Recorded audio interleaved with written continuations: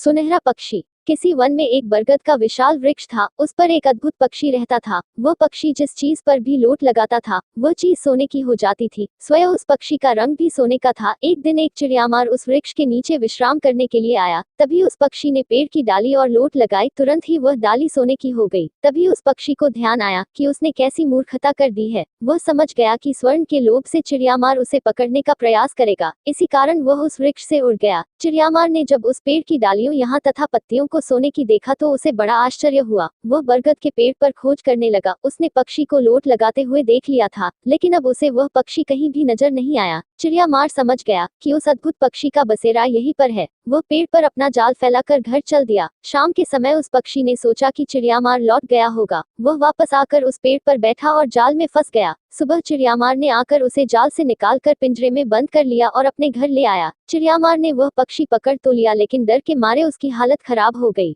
वह सोच रहा था कि अगर राजा को उस अद्भुत पक्षी का पता चल गया तो वह उसे इस अपराध का दंड दे सकता है कि उसने राज्य की कोई अद्भुत चीज राजा से छिपाकर क्यों रखी है। उसने मन में निर्णय लिया कि वह स्वयं जाकर यह पक्षी राजा को उपहार में दे आएगा। ऐसा सोचकर वह उस पक्षी के पिंजरे को लेकर राज्यसभा में पहुंच गया। चिड़ियामार ने बताया कि यह एक अद्भुत पक्षी है जो जिस जगह पर लोट लगाता है वह सोने की हो जाती है। राजा को चिड़ियामार की बात पर विश्वास नहीं हुआ। उसने उस पक्षी के विषय में अपने मंत्रियों से परामर्श किया। प्रधानमंत्री ने मुस्कुराकर कहा, महाराज, मुझे लगता है कि पुरस्कार पाने के लोभ में यह चिड़ियामार झूठ बोल रहा है। ऐसे पक्षी के विषय में आज तक न तो सुना है, न देखा गया है और न ही पढ़ा गया है। मेरे विचार से तो इस लोभी चिड़ियामार की बातों पर विश्वास करना सरासर मूर्खता होगी। महाराज, मेरी माने तो आप इस पक्षी को स्वतंत्र कर दीजिए।